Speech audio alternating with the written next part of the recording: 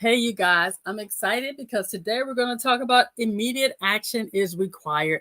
The supply chain is at risk. Many of you may have by now heard about the USA and the Gulf Court container workers are wanting to go on strike if a contract is not taking place and properly negotiated because they're trying to get their money by October 1. And I needed to talk to you guys because the reality is I wanted to make sure you knew about the Port Authority strike is coming and how you can weather the storm in the event that it actually happens. Now, with all the things going on and with the failure for the current administration to enact the, what is it? I got notes down here. The Hold on, let me make sure I got this right. The Taft-Hartley Act, which forces workers back to work for an additional 80-day cooling off period so they can work on decisions.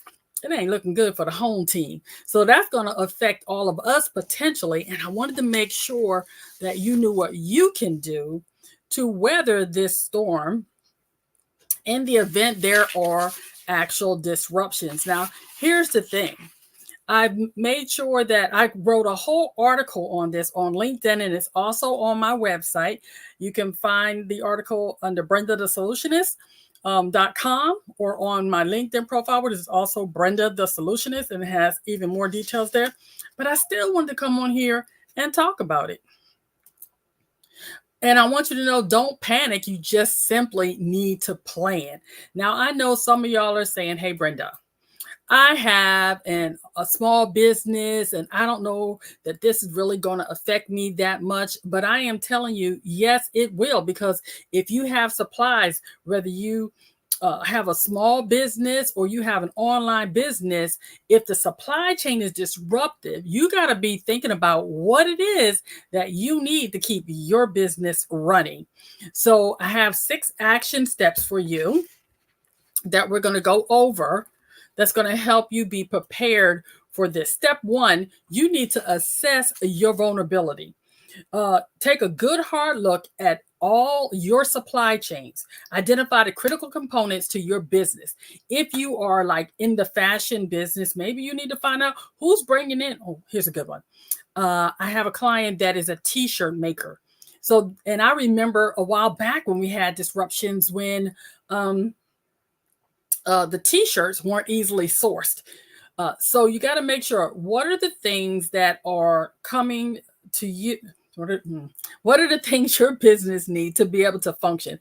If you're a t-shirt person that puts graphics on t-shirts, or you do the mugs or any of the things that need sublimation and all those kind of things, guess what? You better make sure your supplies are somewhere. And we're going to talk about that in one of the other steps.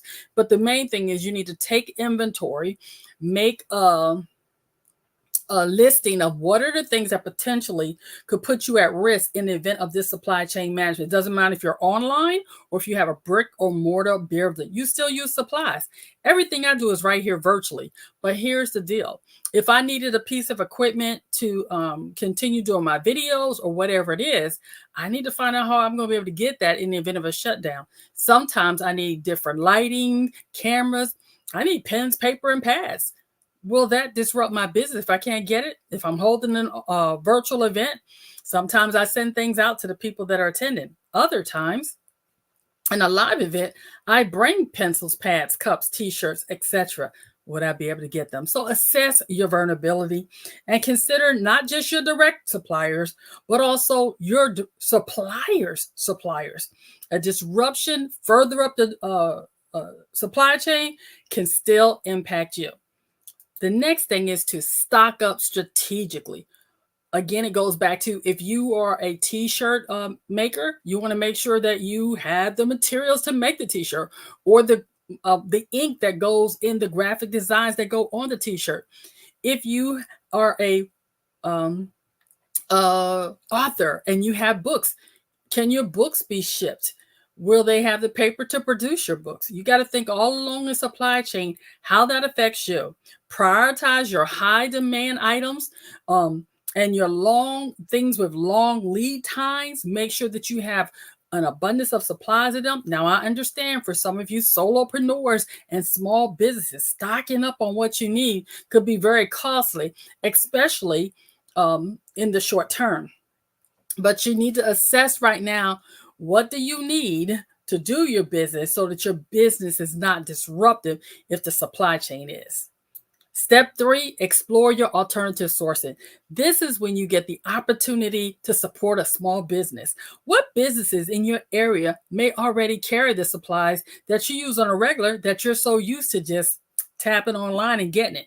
You see, recently I thought about, what are those things that I get from Amazon that I probably could get locally?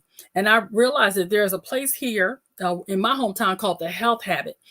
I can get a lot of the things that I get online at Amazon at The Health Habit. I can also get many of the supplies that I currently use at Target, at Walmart, at Staples. Here's the thing though.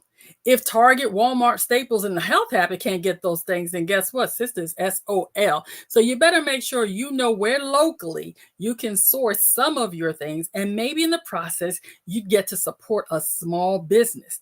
And I also would encourage you is on a regular, when you can, support those small businesses in your area, because that's the way to make your local economy grow. Step 4, communicate with your customers and your suppliers. Let me tell you, there's nothing worse than when a supply chain is disrupted and you're waiting to get something. And if someone can't supply it, then you can't do your business.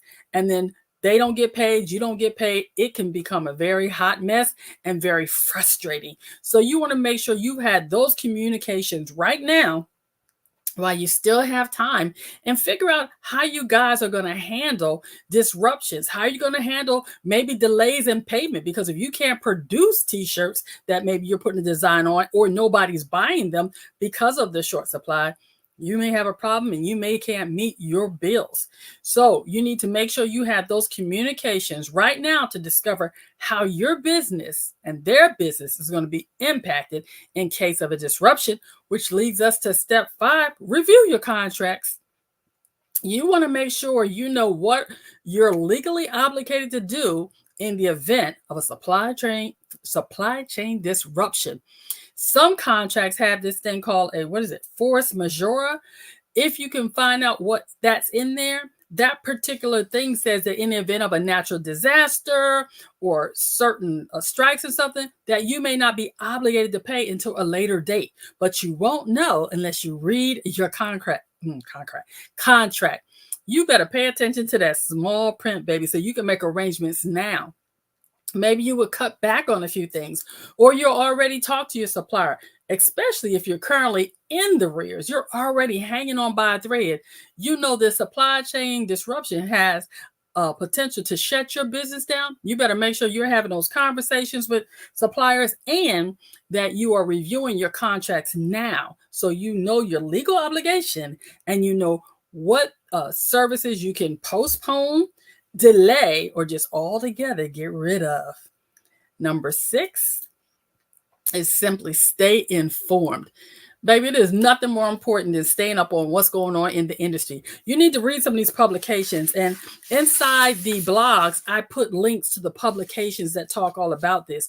There is the air cargo news and supply 24/7. You want to make sure that you're checking those groups out. I'll also put them in the description box when I get done with this so that you'll have access to them. The main thing is to check out with the industry leaders that are talking about this stuff. Don't sit here twiddling your thumbs, waiting for somebody to come to it. You need to do your due diligence now and stay informed. That is how you can make sure that when the stuff hits the fan, you're not caught off guard and you are absolutely where you need to be. Here's the bottom line, you guys. If this strike happens, the disruptions are going to be real and it has a potential to set your business off track. So make sure you do what you need to do. Take action now so that you're prepared. Baby, don't get ready. Stay ready by having a contingency plan and doing the things you need to do. And here's a couple of my bonus tips just for that. Number one, embrace flexibility. I have here sitting by my desk my little friend Gumby. When I was a little girl, Gumby was all the rage. Every time I see him, I remember to stay Semper Gumby. That's from my Marine Corps background. It says Semper Fidelis, which is always faithful. When I'm Semper Gumby, that means I'm always flexible. So you want to stay flexible so you can roll with the punches no matter what the storm brings, baby. You are prepared. Sandbags, all the stuff you need to do. It's already shored up so you're not caught off guard. The next thing is think outside the box. What could you do a little differently now that you normally would not even thought about doing just because it's a change? I can't think of the name of the company now, but when I think about all the things that shut down, people had to shift when we had the big shutdown. What did you do differently then? Think about that now so that you can be ahead of the game. Just a little bit of tweaking, a little bit of changing, you may find a new way of doing something that might actually be cost effective and save you money in the long run. You also may find a new ideal. Ask your team, talk to everybody, let them have input into what's going on. Don't delay this, take action now. And also, as I said earlier, support local. Look at the small businesses in your area that may already have some of the things that you need. Price them now. See if it's going to case you a price increase, or you may be pleasantly surprised, like I was, that some of the things I was getting offline, I actually could have gotten cheaper by sourcing them here local. So check out the small businesses in your area. And also, don't sleep on checking with your fellow entrepreneurs. Find another business owner that is doing what you're doing and see how they're getting their supplies or what supplies they have. There may be an opportunity for you guys to barter, swap, switch, or just simply support each other through this disruption so that you both can stay afloat. I'm here with you every step of the way.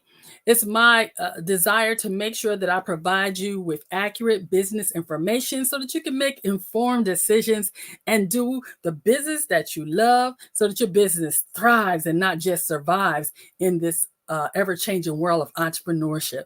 I hope you have a fabulous day. And as always, remember to times you have to take the time to toot your own horn and just be excited about what's going on. This supply chain disruption has a potential to wreak havoc all across our nation, but all across the world, actually. But the truth is, if you prepare now, if you stay ready, you don't have to get ready, and you won't sink when the storm comes in. You guys have a fabulous day. And as always, remember, the choices you make today will be the reality you live tomorrow. So choose wisely and choose to take action now so the supply chain disruption doesn't disrupt your business. Be blessed.